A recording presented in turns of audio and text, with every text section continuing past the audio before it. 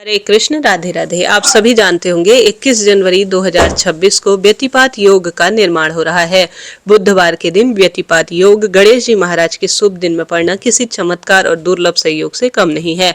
आप जानते होंगे व्यतिपात योग के बारे में बहुत कम लोग बतलाते हैं और इसकी जानकारी बहुत कम लोगों को है, परंतु वेद शास्त्रों में कहा गया है कि व्यतिपात योग में अगर कोई दान पुण्य किया जाए, कोई सत्कर्म पूजा पाठ या मंत्र जाप किया जाए तो 1 करोड़ सूर्य ग्रहण और 1000 अमावस्या के दान पुण्य के बराबर इसमें किया गया सत्कर्म हमारे जीवन को प्रकाशित करता है, नवग्रहों की दशा को सुधारता है और भाग्य की रेखाओं को प्रबल करता है। आप सब जानते होंगे 21 जनवरी को धनिष्ठा नक्षत्र भी हो रहा है, रवि योग का निर्माण हो रहा है, राजयोग भी इस दिन हो रहा है और मंगलवार से अग्नि पंचक भी शुरू है। तो पंचक में व्यतिपात योग का पड़ना किसी दुर्लभ और श्रेष्ठ संयोग से कम नहीं है। अग्नि पंचक शुभ नहीं माने जाते किसी नए कार्य की शुरुआत के लिए। इसके बारे में इससे पहले चैनल पर वीडियो आ चुका है, आपसे अनुरोध है आप जरूर देखिए, कमेंट्स बॉक्स में पिन किया हुआ है, आप उसे पूरी तरह से देखेंगे तो आपको पंचक की जानकारी मिल जाएगी। परंतु बुधवार के दिन व्यतिपात योग का पड़ना किसी दुर्लभ श्रेष्ठ संयोग से कम नहीं है। बुधवार इस बार गणेश जी महाराज के दिन व्यतिपात योग में आपको क्या क्या सत्कर्म करने चाहिए, सुनिएगा। आप कहते होंगे कि दीदी हमेशा ही आप तो बतलाती हैं कि यह योग पड़ रहा है, यह दिन है, रोज ही उपाय दान पुण्य कहाँ से करें। देखिए, यथाशक्ति तथा भक्ति हम सभी का तो कर्तव्य है। शास्त्रों में लिखी गई जो बात है, जो आपके नवग्रहों को सुदृढ़ कर सकती है, आपके परिवार को सुदृढ़ कर सकती है, वह बतलाना। कार्य करना न करना या अपनी क्षमता शक्ति सामर्थ्य अनुसार दान पुण्य करना, यह आपके हाथ में है, आपके हिस्से में है। ऐसे में बुधवार का दिन है, सबसे पहले आप सभी को हरे रंग की वस्तु, क्योंकि बल बुद्धि विद्या के दाता है गणेश जी महाराज, शुभ कर्म प्रदान करते हैं और बुध ग्रह मजबूत होता है तो सौभाग्य बढ़ता चला जाता है। तो इस दिन एक श्रेष्ठ कार्य जरूर कीजिएगा। व्यतिपात योग में आपको 1 कटोरी या 1 मुट्ठी हरा मूंग लेना है। परिवार के सभी सदस्यों के हाथ का स्पर्श कराकर इसे किसी गणेश जी के मंदिर में सिद्धि विनायक गणेश जी की जय कहते हुए, या आप साधारण सरल तरीके से जो शिवलिंग में गणेश जी का स्थान है उस स्थान पर आप जो प्रकृति द्वारा हमें बिल्कुल फ्री में वस्तु दी गई है, हरी पत्तियां, हरी इलायची, इनका संबंध बुध से होता है और हरे मूंग का संबंध बुध ग्रह से होता है।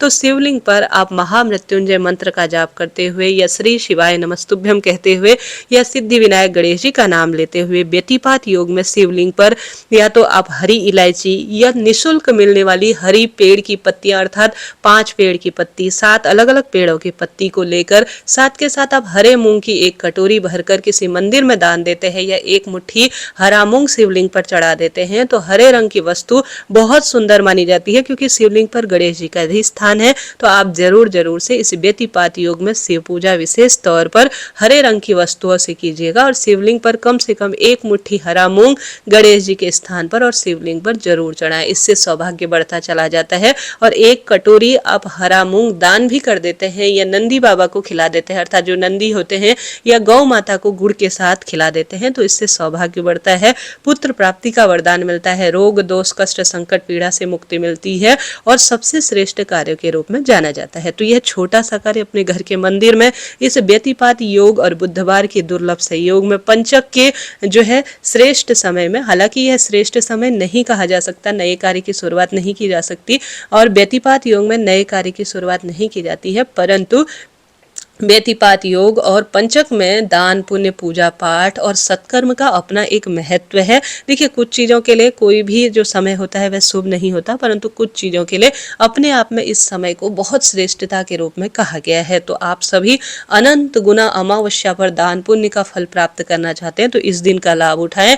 व्यतिपात योग में सबसे पहले दिन की शुरुआत जल्दी उठकर करें, माघ का पवित्र महीना है और साथ ही तृतीया तिथि है, सूर्य भगवान को जल चढ़ाएं। उसके बाद गीता जी का 7वां अध्याय मैं हमेशा आपको सुनाती हूँ, कमेंट्स में पिन किया हुआ है। कुछ भी नहीं कर सकते तो लंबी बत्ती का दीपक आप सभी काला तिल डालकर दक्षिण दिशा की ओर मुख करते हुए, चाहे तो अपने घर की रसोई में, चाहे तो घर के द्वार पर या पीपल पेड़ की जड़ में, जहां पर भी आपका मन हो, आप लंबी बत्ती का दीपदान पितरों के नाम से व्यतिपात योग के दुर्लभ संयोग में जरूर से कीजिए। शिव आराधना मैंने आपको बताया इस तरह से करना है और सूर्य भगवान को जल ओम घृणी सूर्याय नमः कहते हुए या या सूर्य देवता की जय कहते हुए जरूर समर्पित करें। माघ महीने में घर पर गंगा जल मिश्रित जल से स्नान करना शुभ है। साथ के साथ आप सभी को, जैसा मैंने बताया, दीपदान बहुत आवश्यक है। यह रोग दोष कष्ट संकट से मुक्त करता है जीवन को।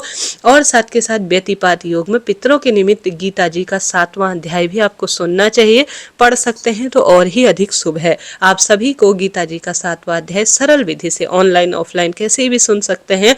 आपको लेना है एक जल का लोटा, उसमें काला तिल, जौ, कुशा, परंतु तुलसी पत्र व्यतिपात योग में नहीं तोड़ना चाहिए। झड़ा हुआ तुलसी का पत्ता लीजिए और इसे अपना नाम गोत्र बोलकर, हे पितृदेवता, मैं आज व्यतिपात योग में आपके नाम से दीपदान की हूँ, आपके नाम से मैं अब जल समर्पित करने जा रही हूँ। उसके पहले मैं गीता जी का 7वां अध्याय श्रवण कर रही हूँ। ऐसी प्रार्थना कर कर आप गीता जी का 7वां अध्याय सुने।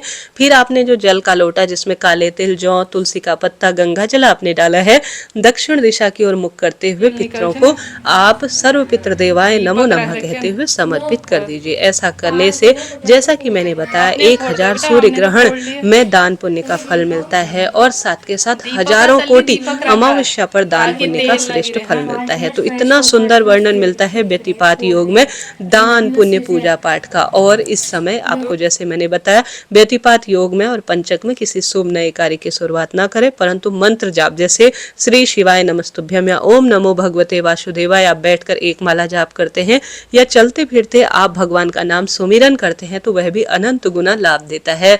अभी तक आपने काली वस्तु, गर्म वस्तु का दान नहीं किया है, सर्दी से राहत देने वाली गर्म वस्तु का दान नहीं किया है, तो इस व्यतिपात योग के दुर्लभ सहयोग में श्रेष्ठ कार्य जरूर करें। आंवला, बड़, पीपल, बेल पत्र, इन वृक्षों का सिंचन करना भी व्यतिपात योग में शुभ और श्रेष्ठ कार्य के रूप में जाना जाता है और अनंत गुना लाभ देता है।